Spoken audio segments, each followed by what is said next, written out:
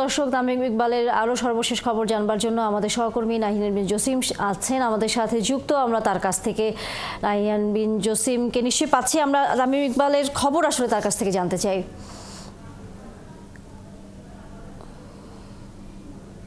পথে আছি, সাভার বিকেএসপির পথে, বা তিনি যে হসপিটালে আছেন সেই কেপিজি হসপিটালের পথে আছি। ঠিক লাস্ট যে আপডেটটা আমরা জানতে পেরেছি যে তিনি যে আসলে লাইফ সাপোর্টে ছিলেন, যেটা বলা হচ্ছিল আসলে আইসিইউ তে ছিলেন, সেখান থেকে তাকে সিসিইউ তে নিয়ে নেওয়া হয়েছে বা নিয়ে যাওয়া হয়েছে কিছুক্ষণ আগে। এবং আমরা যতটুকু জানি যে হার্টের যে অ্যাটাক হয়েছে তার কারণে তার ব্লকও ধরা পড়েছে এবং সেই ব্লকের কারণে আসলে একটা রিং পরানোর প্রক্রিয়া চলছে। খুব সম্ভবত এটা হয়তো বা খুব দ্রুত গতিতে পড়ানো কাজটা শেষ হবে। এবং আপাতত আমরা যতটুকু জানতে পেরেছি একটা স্বস্তির খবর।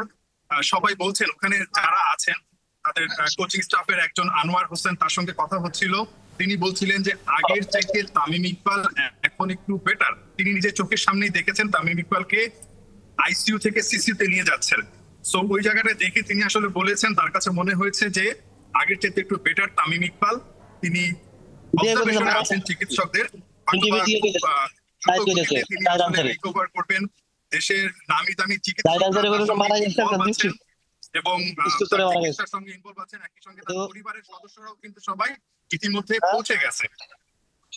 পৌঁছে গেছেন সেখানে, এবং তারা সবাই অপেক্ষা করছেন অধীর আগ্রহে। একই সঙ্গে দেশবাসী আছেন, যারা ক্রিকেট ভক্ত আছেন, যারা তামিমের ভক্ত আছেন, তারাও অপেক্ষা করছেন যে কত দ্রুত আসলে তামিম ইকবাল সুস্থ হয়ে ওঠেন। তো আপাতত এখন যে অবস্থা, তাতে করে আমরা যেহেতু এখনো পৌঁছাইনি, সেখান থেকে ফোনের মাধ্যমে আসলে যে খবরগুলো পাচ্ছি, হয়তো আমরা মিনিট 10-এর মধ্যে পৌঁছে যাব। আপনি এর আগে বলছিলেন যে ঢাকা থেকেও চিকিৎসকরা আসছেন, পরিবারের সদস্যরাও নিশ্চয়ই তার সাথে থাকবেন। কারোর সাথে কথা বলার সুযোগ হয়েছে কিনা, এবং সর্বশেষ তথ্য অনুযায়ী তামিম ইকবালের একটি রিং যেহেতু পরানো হয়েছে, তার মানে সেখানে তাকে কি অবস্থান করতে হবে, নাকি তাকে কয়েক ঘন্টা পর নিয়ে আসার মতো আসলে অবস্থা তৈরি হবে? তানিয়া, ঠিক এই মুহূর্তে মানে কোনো সিদ্ধান্ত জানানোর মতো অবস্থায় আসলে নেই, কারণ তাদের পক্ষ থেকে, চিকিৎসকদের পক্ষ থেকে বলা হয়েছে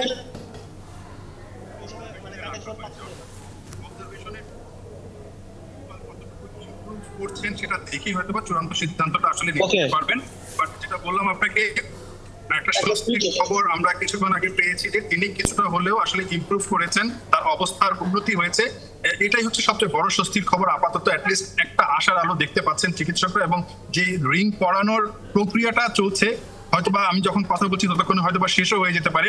সেটা যদি সাকসেসফুলি সব ঠিকঠাক ভাবে হয়, যেহেতু তাকে আইসিইউ থেকে সিসিইউ তে নিয়ে আসা হয়েছে এবং এখানে আসলে হার্টের যাবতীয় যে ধরনের সুচিকিৎসা দরকার, সর্বোচ্চ চিকিৎসা দেওয়ার ব্যবস্থা করা হবে। তার পরিবারের সদস্যরা, যারা স্ত্রী, সন্তান, তার ভাই আগে থেকেই ছিলেন, সবাই ইতিমধ্যে আসলে হসপিটালে পৌঁছে গেছেন। সবাই অনেক বেশি উদ্বিগ্ন। যারা বিসিবির দায়িত্বরত যারা আছেন, সবাই, যেহেতু আজকে একটা বোর্ড মিটিং ছিল, সবাই বোর্ড মিটিংটা স্থগিত করে গাড়িতে করে তাড়াহুড়ো করে আসলে সবাই সেই সাভারের দিকে ছুটেছেন। অর্থাৎ তামিম ইকবালের সুচিকিৎসার জন্য যা যা করা দরকার সবাই সর্বোচ্চটা চেষ্টা করছেন। এখন আসলে দিন শেষে সৃষ্টিকর্তা সহায় হওয়ার একটা ব্যাপার থাকে, আবার সবকিছু ঠিকঠাক সময় মতো ইমপ্রুভমেন্টের একটা ব্যাপার থাকে। তো সেই আশায় আসলে সবাই আছেন, এবং সেই সময়ের আসলে অপেক্ষায় সবাই আছেন। আপনি যেমনটা বলছিলেন, আসলে নিশ্চয়ই আপনি থাকবেন আমাদের সাথে। আমাদের আরেক সহকর্মীকে আমরা পেয়েছি, আশা করি সংযোগ স্থাপন করতে পেরেছি, রায়ান বিন আমিন। আমিন, আপনি শুনতে পাচ্ছেন? আর তামিম ইকবালের শারীরিক অবস্থা নিয়ে সর্বশেষ চিকিৎসকরা কি তথ্য দিয়েছেন, বা কতটুকু আপনি জানতে পেরেছেন?